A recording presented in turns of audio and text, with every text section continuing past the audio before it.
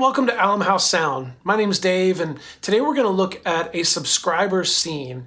He reached out across my website, the contact card, and said, I need some help, and you're the one that I think I can trust to help me out. So he was able to send me a copy of his scene file, and we're going to take a look at it through X32 Edit in just a second. But let's give you a little context here. Don reached out, and Don said, Dave, my scene has been working well, but recently we've lost control of our input faders to control the volume going to our main house speakers. He did go on to say that he tested, and it seems like when he goes to sends on fader, all of the volume controls still impact the buses the way he would expect them to, but the main faders are not working with the main house mix like he had in the past. So we're going to dive into the computer, we're going to look through the scene, we're going to see what we can find out and what recommendations we can put in an email back to Don. So let's go ahead and dive into the computer, and we'll see you at the end.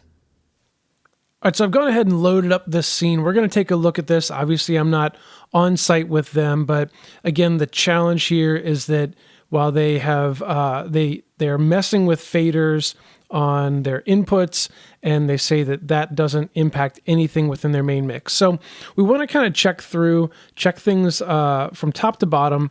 And if I was in the room, what I would do is I would mute everything on the console. I would just mute all 32 channels. I would take one input microphone, and here's what I would do. I would select, this one is just labeled Vicky, but it's channel 1. It's input 1. It makes us happy. And so we're going to click on that. Now I do see right away, these are some easy things to spot when you're in this X32 edit. But we can see here that we have two DCAs linked with this microphone, number 2 and number 7.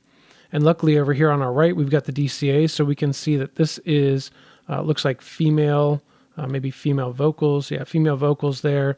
And 7 is just vocals in general. When you have this and you're functioning with multiple DCAs on the same input, keep in mind that the first one is going to play a bigger part in what goes on. And the second one is going to have less impact. So while we could turn all the vocals up or down with this, if we've got, say, because I see male vocals here as well. So if we turn this up or down, that will have some impact on all the vocals, but this will, in turn impact just the female vocals and the male vocals. Sometimes that can get you into some problem spots and some challenges. I tend to just run just one DCA per input. You can see here, Justin also has the pastor on there as well. And so you could really get yourself into some problems if you're running that. But that's a side note. That's not going to impact the challenges that this person is running into. So let's take a look back here at Vicky. And I'm going to come up here to the channel strip. And first thing I'm looking for is, do we have some gain set up? Yes, we do. That's fine. We've got a gate, an EQ, a compressor. Side note, I tend to not run a gate on a vocal mic, but if you can dial it in and it makes you happy, then go for it. I would turn off any effects that might be inserted. There were no effects inserted on this channel, so that's good. I would go ahead and turn off the DCAs just for right now. If I was in the house, I would do that. And then I would go into the buses and I would mute this input going into all of the buses. So in this case, I'm going to come to the sends, and I would just come down here and I would mute all of the sends that this vocal mic is going into. I just mute them all. It's just easy. Just do it. And then I have one vocal mic that would have no DCAs. It would have none of the sends or buses happening. And we can just we want to mute kind of everything and make sure that we just have this one microphone input that comes in, and it works fine to go all the way over here to the main mix and out to our house mix. So that's the goal. Now, I also see that they have auto mix turned on. If we look at this, we can see that there's a little X above all of these microphones, these first 8. I don't know if they know that they have that turned on. The XY feature is a possibly a great tool of auto mix. Typically people are using that more if you're doing like a panel discussion and you have 8 people on stage that have microphones. You can give a little priority to one. You see this little thing here. We can turn the priority up on microphones when we are messing with that. We can turn the priority up on this one or down. And that way, what it does is when somebody is talking, it turns down the other ones and gives prominence or priority to the one that is speaking. So I don't know if they know that that's in there. Anyway, that's the XY stuff that they had turned on. So I'm not going to look at that right now. That's just another side note. Let's really dive into this and see what we can find out. So I'm going to come back in here and you know what? I'm just going to reload this scene. Give me just a second. All right. So now we've got the scene back to where it was, and let's really take a peek at this and see what we can find out. What I'm guessing in this assumption is that, so this vocal mic is going to the left, right. And I'm just going to click through here and check that all of the inputs are going to the left, right. This one does have an insert effect, and if we can take a look at that here. So they've got a de-esser that's added onto that. That's great. We're going to leave that one alone. We're going to come here, take a peek. So that pastor's mic also probably has a de-esser. It does. The second side. Nice. All right. Then we've got this pastor mic here, just left and right, left and right, left and right. All these mics left and right. So Sue here is going to the mono center channel. That's something to note. I haven't seen that used on any other input. All right. Left and right, left and right. Talkback mic, properly set to not be into the room. Audience mics. I see audience mics are set to the mono center channel, so that could be interesting. And then we get to our DCAs. Let's look at 17 to 32. All right, so bass is coming into mono center channel and left and right. Guitar into all of those.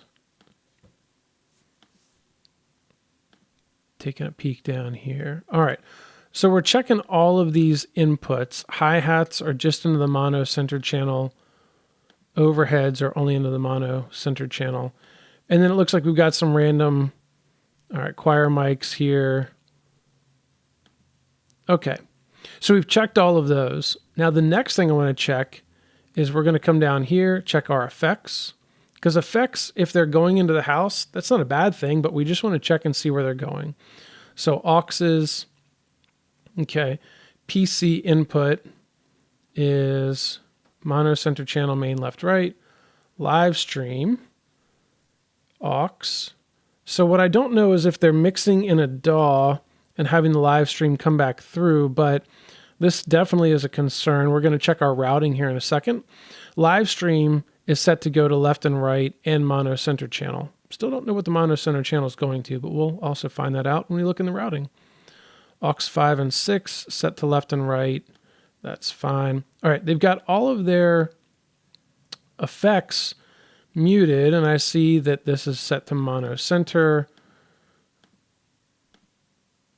All right, they've got a reverb here and here. So what it looks like is they have 2 effects that might be used for just their live stream because they're not going to the left, right. And then they have 2 effects down here that are going to left and right. Even though they're all muted, that's just kind of what it looks like at first glance. Oh, I can see they've got mute group 6 down here is kind of muting all of those items. All right, let's look at our buses now. So we've got an in-ear mix, also going to mono. I really hope now at this point they're not sending the mono center channel to anything outside of the console, because that would be concerning. All right, we got a monitor here, we got a monitor here, P16 drums. P16 drums, just if you're not familiar with that, they're probably grouping the drums to send all of the drums to one channel through their P16s, which are some in-ear monitor mixing devices. Let's look at stream. Stream left and right, also going to the mono center channel. Now we have P16 drums again. That could maybe be, I don't know, we'll take a look and see what goes into each of those. Hearing aid, what's this? Mono center channel, this is hall foyer, so they've got maybe a stereo mix going to their foyer area. Okay, bus 15. This is the send for their vocal 1, mono center channel. All right. Interesting. Bus 14 is usually going to be sending to an effect, so we'll look at that in just a second. But this bus, whatever this mix is also going to the left-right main mix. So that could be interesting. Okay. Bus 15, same thing. That's usually going to be, and it says Hall drums, which means that their drums are probably coming through here, getting affected. And that mix, the mix itself of the drums, it's going, in theory, into the reverb, is also going into the house. That could be a concern. And 16 is not.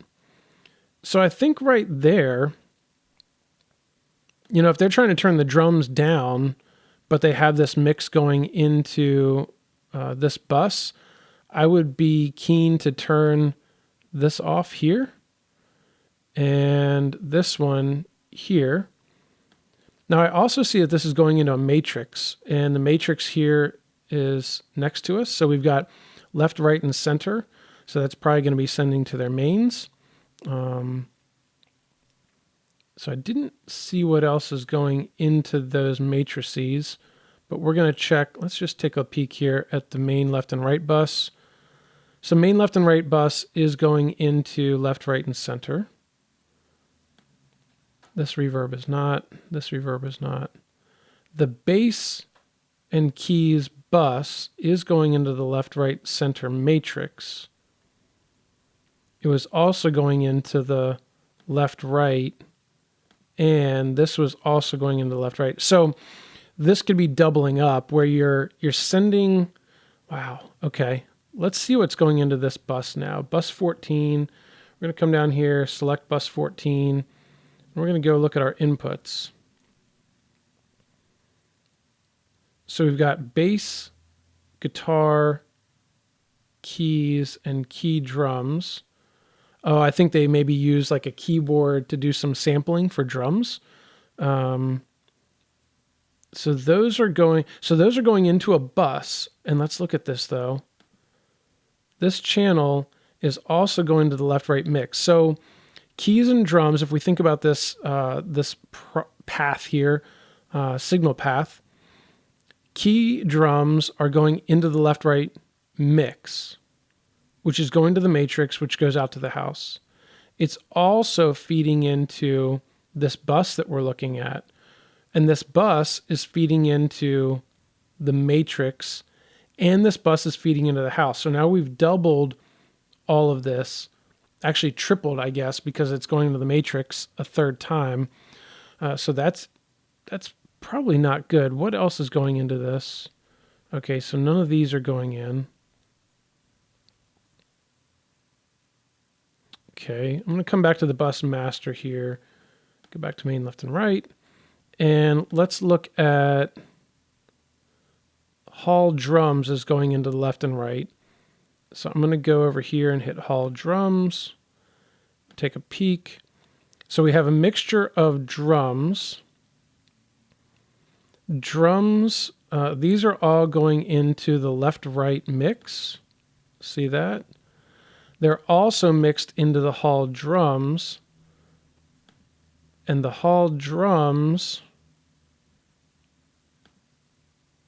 are going to the left-right mix as well. So again, we're kind of doubling up on that. Maybe they're doing parallel compression, but I don't see a compressor turned on. And again, this is usually feeding an effects rack. So let's come back over here to the main mix. And let's look at our effects and see how our effects match up with these bus sends. So Hall vocals is bus 13, and we've got a Hall reverb. Then bus 14 is a vintage reverb. Bus 15, Hall drums, which they've got a reverb there. And then bus 16, vintage house. And so these two in the middle, this affects 2 and 3, effectively, if we look at this, This is effects 2, which is bass and instruments kind of, and the hall drums. These buses, these mixes are being sent multiple places, but they also have a mix going into this effect. And let's see, that effect returns, while they are turned down, that's just because it's muted.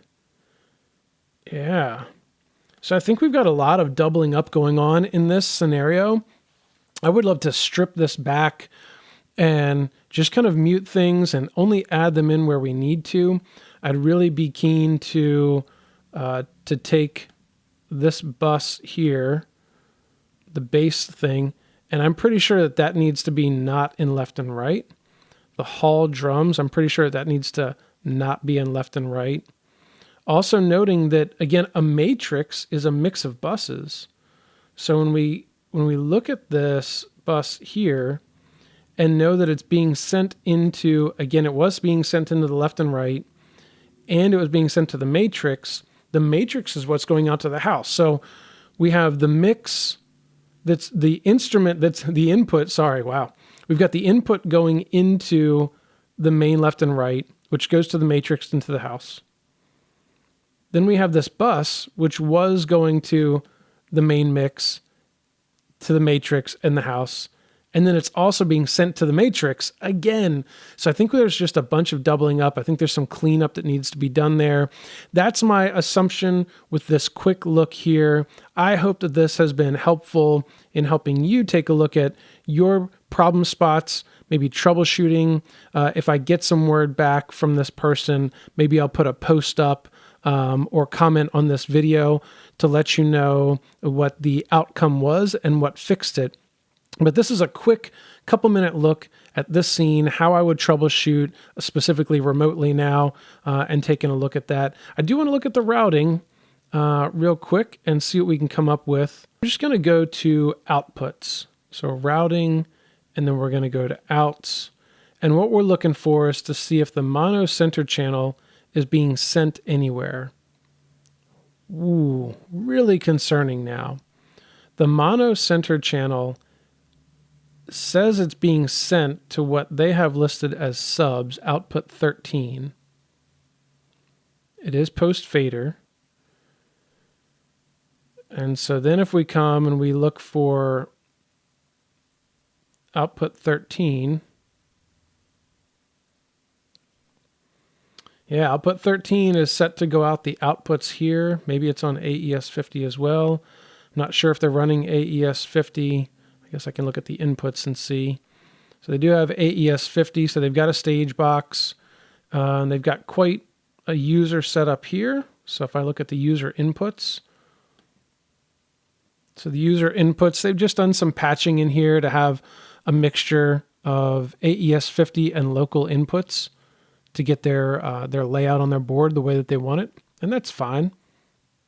Let's look at user outs. No user outs. But that concerns me in the fact that they are sending a lot of things to that mono-centered channel and begs the question of how much is being sent. So if I come up to, let's say, let's find the first input.